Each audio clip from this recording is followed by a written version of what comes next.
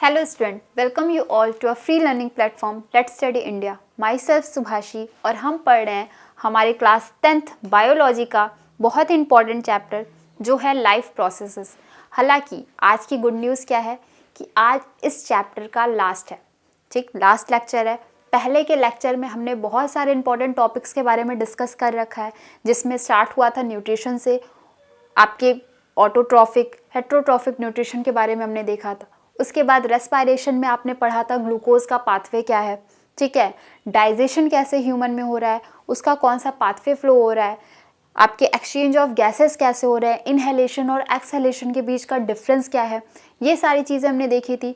पिछले ही लेक्चर में हमने किस चीज़ को के बारे में बात किया था, आपके जो भी डबल सर्कुलेशन से हार्ट में कैसे सर्कुलेशन हो रहा है, डबल सर्कुलेशन क्यों कहा गया उसे, right ventricle, left ventricle, right atrium, left atrium का काम क्या है, वो सारे ही फंक्शन हमने डिस्कस किए थे लास्ट लेक्चर में। आज हमें पढ़ना है हमारा लास्ट टॉपिक जो है क्या, एक्सक्रीशन।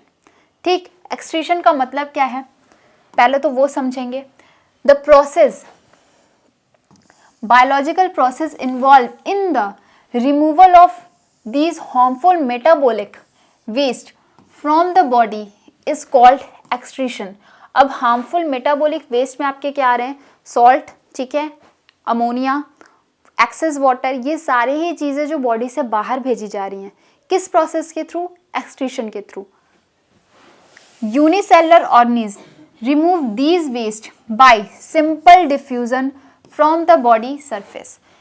जो भी यूनिसेलुलर है, क्योंकि उनके अंदर कोई ऑर्गन तो है नहीं, एक ही सेल स्ट्रक्चर सारे फंक्शन परफॉर्म करिए, तो उनके अंदर जो एक्सक्रीशन का पाथवे है वो कैसे फॉलो होता है, सिंपल डिफ्यूजन के थ्रू, ठीक है। बॉडी सरफेस में सिंपली डिफ्यूज होती हैं चीज़ें और एक्सक्रीशन कंडक्ट कराती हैं। मल्टीसेलुलर ऑर्गेनिज्म में क्या होता है, स्पेशलाइज्ड ऑर्गन प्रेजेंट होते हैं ताकि ये सेम फंक्शन को परफॉर्म, यानी एक्सक्रीशन का जो भी फंक्शन है वो परफॉर्म हो सके। फॉर एग्जाम्पल ह्यूमन के केस में आपको पढ़ना है किडनी के बारे में। जो भी इंसेक्ट जैसे कॉकरोचेस वगैरह, वहाँ पे पाई जाती है मालफिजियन ट्यूब्यूल्स। हर एक स्ट्रक्चर वहाँ पे क्या होगा, अलग अलग है, ठीक है। ह्यूमन के सेंस में एक्सक्रीटरी ऑर्गन क्या है हमारा, किडनी।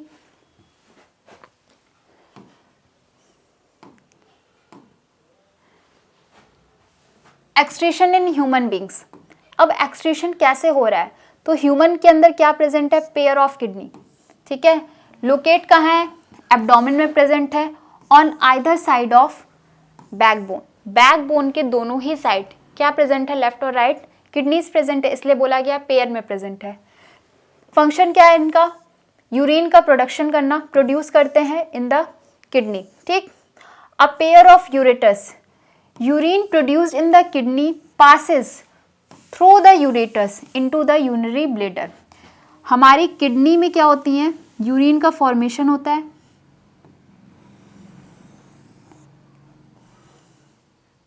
कुछ ऐसा स्ट्रक्चर होता है। किडनी का स्ट्रक्चर क्या होता है, बीन शेप्ड। आपने राजमा देखा है, कुछ राजमे जैसा ही स्ट्रक्चर और उन्हीं के जैसा कलर भी होता है, स्लाइटली ब्राउनिश और रेडिश कलर में, ठीक है, डार्क रेड में। इनके अंदर प्रेजेंट होता है क्या, यूरेटस, और वो यूरेटस कहाँ कंडक्ट होता है, यूरिनरी ब्लैडर में, ठीक है। तो बेसिकली यूरिन किसके थ्रू यूरिनरी ब्लैडर तक जा रहा है, यूरेटस के थ्रू, ठीक।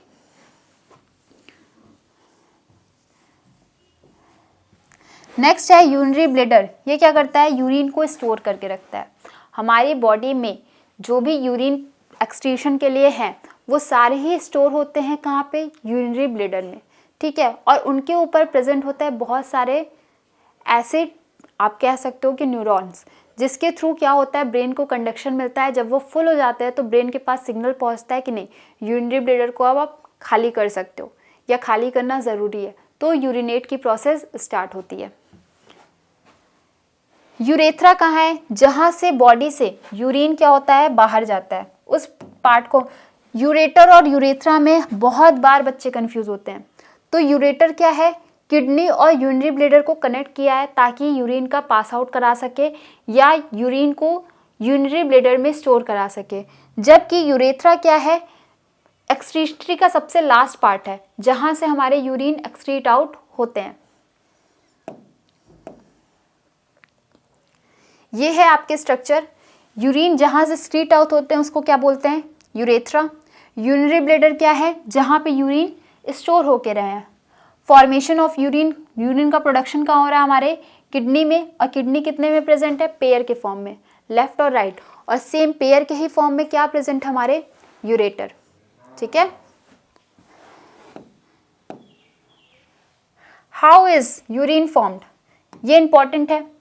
यूरिन कैसे फॉर्म हो रहा है, कैसे बन रहा है, वो जानना है। Each kidney contain many filtration unit, जिसको कहा जाता है क्या, नेफ्रॉन। अब ये जो नेफ्रॉन है ये बना होता है cluster of thin walled capillaries called glomerulus which is associated with cup like structure called as women's capsule and a long tube which terminate through this capsule। मतलब क्या है, आपके जो नेफ्रॉन का स्ट्रक्चर है वो कुछ ऐसा है।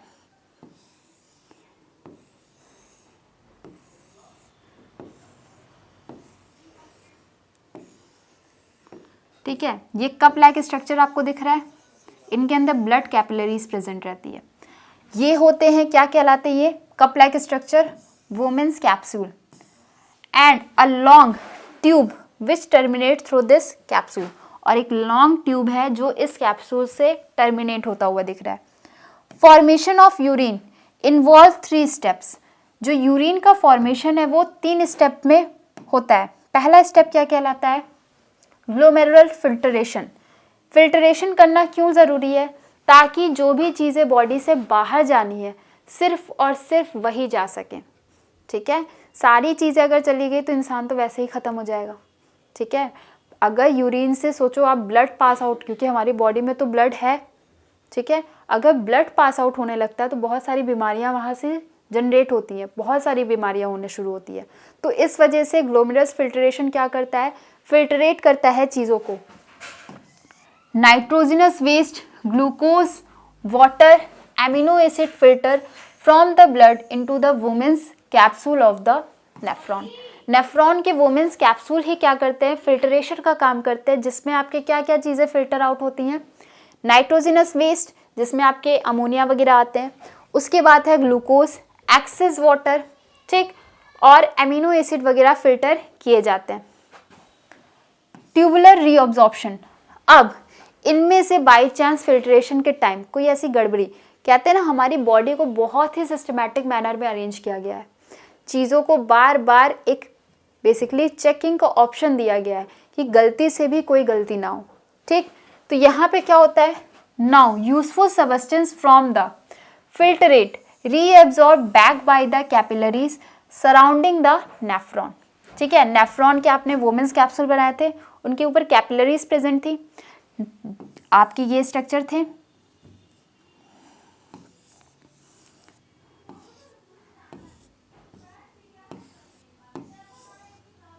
ये जो नेफ्रॉन का स्ट्रक्चर था। ठीक है, इस स्ट्रक्चर में अब इसके चारों तरफ क्या प्रेजेंट है, कैपिलरीज प्रेजेंट है।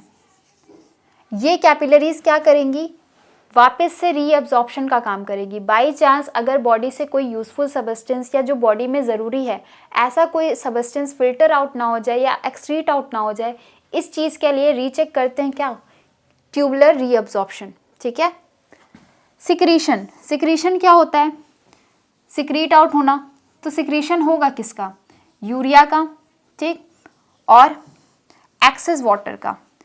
Urea, extra water and salt are secreted into the tubules which open up in the collecting duct and then into the ureter। ठीक है, क्या क्या चीज़ें फिल्टर आउट होने से बचती हैं, नाइट्रोजनस वेस्ट और ग्लूकोज, वाटर, एमिनो एसिड्स। ठीक है, ये सारी चीज़ें कहाँ होती हैं, ग्लोमेरुलर फिल्ट्रेशन में। रीएब्जॉर्प्शन किस चीज़ों का होता है, कोई ऐसा यूजफुल सबस्टेंस बॉडी से एक्सक्रीट आउट ना हो जाए, इस चीज़ का ध्यान रखते हैं रीएब्जॉर्प्शन में। और सिक्रीशन में यानी एक्सक्रीशन में किसका हेल्प होता है, बेसिकली किन चीज़ों को बॉडी से बाहर भेजते हैं, एक्स्ट्रा वाटर, सॉल्ट और यूरिया को। बॉडी में अगर यूरिया का डिपोजिशन होना शुरू हुआ तो मेंटल रिटार्डेशन, लंग्स में या हमारे लीवर में बहुत सारी डिफ़िकल्टीज आना शुरू हो जाती हैं। इसके वजह से यूरिया का कलेक्शन बिल्कुल भी हमारे लिए यूज़फुल नहीं होता, तो उसको एक्सक्रीट आउट कर दिया जाता है। ठीक है,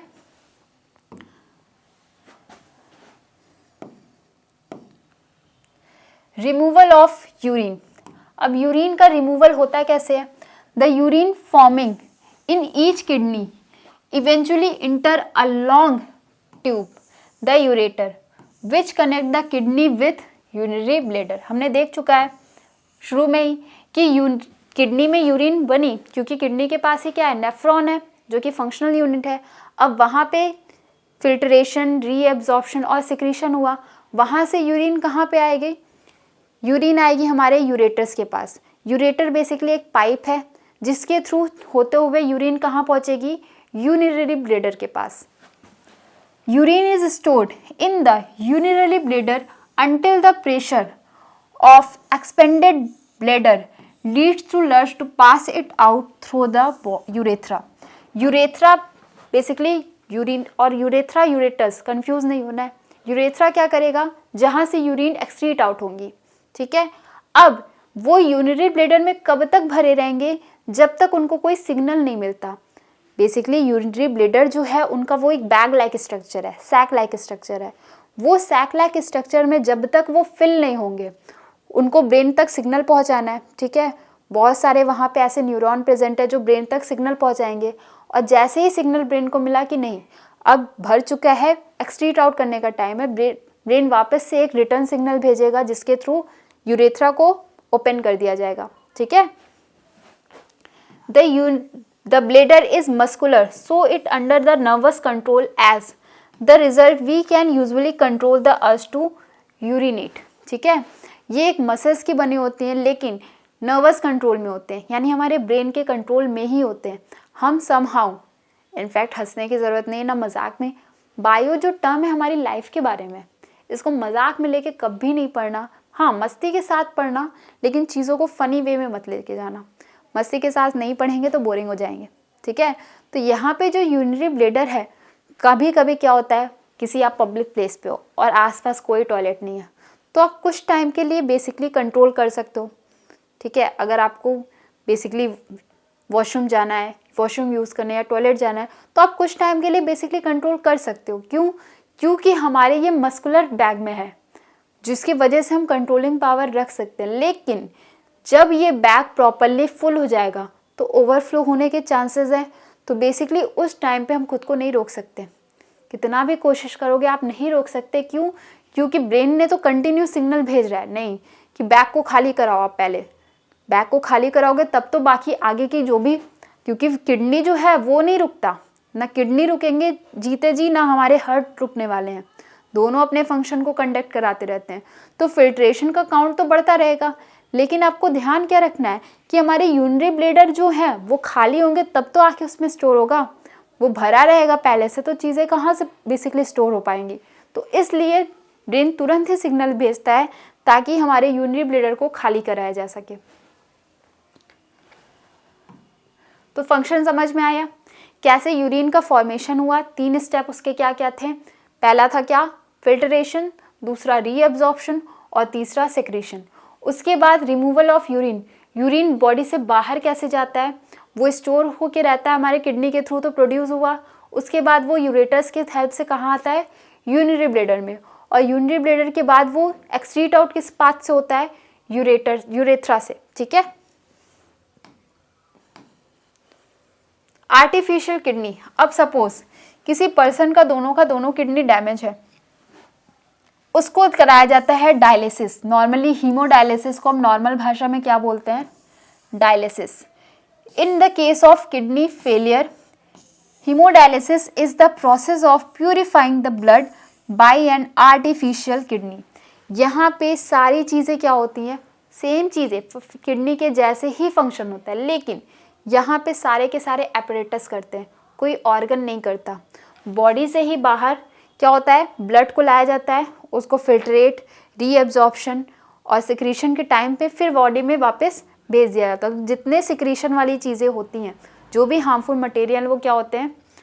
वहीं के वहीं कलेक्ट करा दिए जाते हैं। बाकी जो भी ब्लड का इंपॉर्टेंट कंपोनेंट्स है उसको वापस बॉडी में ट्रांसफ़र कर दिया जाता है। ये कहलाता है डायलिसिस या हीमोडायलिसिस। और आर्टिफिशियल किडनी क्यों कहा गया? क्योंकि एक्चुअल में तो ये किडनी हमारी बॉडी के फंक्शन है नहीं, बॉडी में तो हो नहीं रहा है और ना ही किडनी कर रही है, लेकिन किडनी के जैसा ही फंक्शन क्या हो रहा है, अदर एपरेटस कर रहे हैं। अब प्लांट में एक्सक्रीशन कैसे होता है, ह्यूमन में तो समझ में आ गया, किडनी के बारे में हम बहुत पहले से जानते आए हैं, एक्सक्रीशन का फंक्शन करा वो बहुत पहले से जानते आए हैं।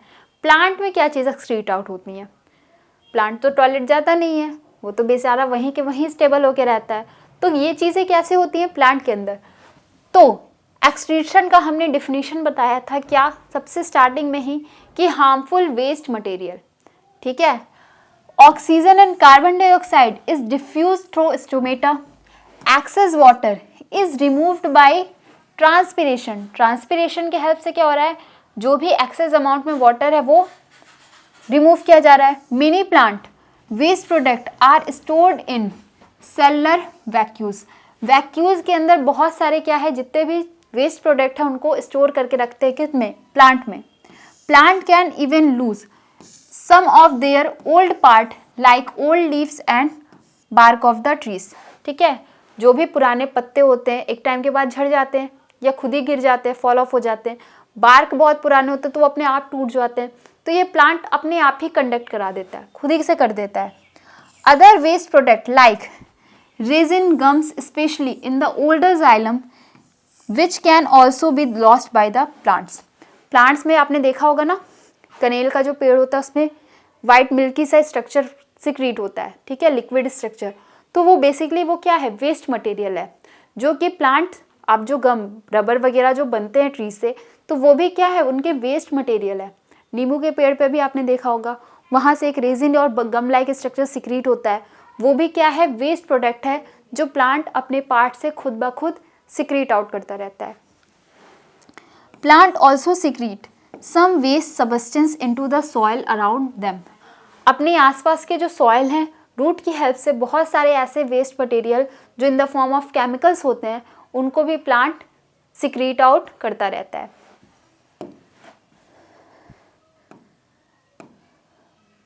ये है प्लांट के एक्सक्रीशन वाले जितने भी पार्ट्स हैं। Gaseous waste expelled out through the stomata, CO2 और O2 का एक्सचेंज कहाँ से हो रहा है, स्टोमेटा से। वाटर वेपर के फॉर्म में क्या हो रहा है, ट्रांसपिरेशन वाली प्रोसेस, जिससे आप लीफ पे एक्स्ट्रा जो भी वाटर होंगे वो ट्रांसपिरेशन के हेल्प से प्लांट से बाहर हो जाते हैं। तीसरा है solid waste stored in the plant body through the shedding of leaves, piece of bark, falling of fruit, ठीक है, अगर लीफ बहुत पुराना हो गया है तो उस केस में भी प्लांट क्या होता है, खुद ही बेसिकली अपने लीफ को गिरा देता है, फॉल ऑफ करा देता है। गम्स और resin excreted from the lenticels of the bark, ये सारी ही चीज़ें क्या हैं, प्लांट के एक्सक्रीटरी वेस्ट प्रोडक्ट हैं, जो प्लांट अपनी बॉडी से बाहर की तरफ सिक्रीट आउट करता है। और इसी के साथ हमारा लाइफ प्रोसेस, जो कि बहुत ही एक लेंदी चैप्टर है आपके रिस्पेक्ट में, ठीक है, हालांकि जब आप हायर क्लासेस में जाओगे तो इनसे भी बड़े बड़े चैप्टर देखने को मिलेंगे। फिलहाल आपके पॉइंट ऑफ व्यू से आपने इनमें पूरे के पूरे लाइफ में होने वाले प्रोसेस के बारे में देखा, कैसे हो रही हैं चीज़ें, किनका क्या फंक्शन है ये जाना, और ये किस मैनर में हमारे लिए यूज़फुल है, ये सारी चीज़ें आपने देखी in the respect of human और प्लांट, दोनों ही केसेस में। अब आपका फंक्शन क्या है, आपका फंक्शन ये है कि आपको SCERT के सारे क्वेश्चन एक बार रैंडमली पढ़ना है और उन्हें अपने थ्रू आंसर करने की कोशिश करना है, ठीक है, और कोशिश करो PYQ वगैरह अगर आप लिए हो, सॉल्व कर रहे हो तब तो बहुत अच्छी बात है, नहीं कर रहे हो तो करना शुरू कर दो, क्योंकि एग्ज़ाम में ज़्यादा दिन नहीं प्रेजेंट, बेसिकली आपको पता है कि एग्ज़ाम कुछ ही दिन के बाद आपके स्टार्ट होने वाले हैं। तो इस केसेस में ये चैप्टर जो है वो बहुत इंपॉर्टेंट है, क्योंकि बहुत सारे टाइप्स के क्वेश्चन यहाँ से बनते हैं। ठीक, मिलते हैं हमारे नेक्स्ट क्लास में एक नए चैप्टर के साथ, तब तक के लिए थैंक यू।